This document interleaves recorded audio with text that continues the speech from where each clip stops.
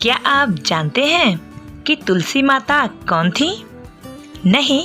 तो चलिए मैं बताती हूँ आपको कि तुलसी एक लड़की थी जिनका नाम वृंदा था और जिनका जन्म राक्षस कुल में हुआ था।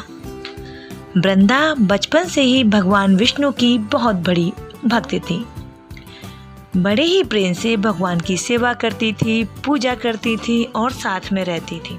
धीरे धीरे वृंदा बड़ी हुई और बड़े होने पर उनका विवाह राक्षस कुल में दानव राज जालंधर से हो गया। जालंधर जो समुद्र से उत्पन्न हुए थे, बड़े ही बलवान थे और एक वृंदा बहुत ही पतिव्रता स्त्री थी, अपने पति की सेवा किया करती थी। एक बार देवताओं और दानवों में युद्ध हुआ तो जालंधर युद्ध पर जाने लगे। तो वृंदा ने कहा, हे पतिदेव, आप ऐसे युद्ध पर ना जाएं। जब आप युद्ध पर जाओगे तो मैं तब तक अनुष्ठान आपके लिए करूंगी। जब तक आप वापस नहीं आते मैं संकल्प लेती हूँ मैं पूजा नहीं छोड़ूंगी। जब आप युद्ध जीतकर मेरे घर में आ जाओगे तभी मैं पूजा से उठूंगी। ऐसा संकल्प करके वृंदा ने पूजा शुरू की और जालंधर युद्ध में जीतते जा रहे थे और देवताओं की बुरी तरह हार हो रही थी।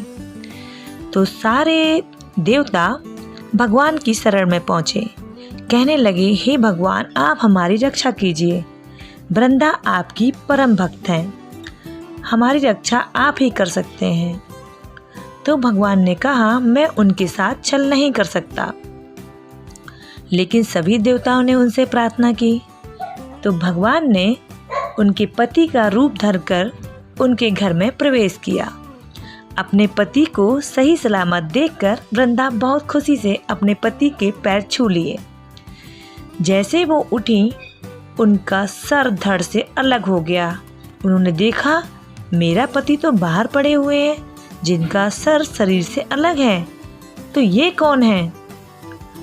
तो कहने लगे, देवी मुझे माफ़ करो, मैं स्वयं भगवान हूँ। तो वृंदा बहुत रोई।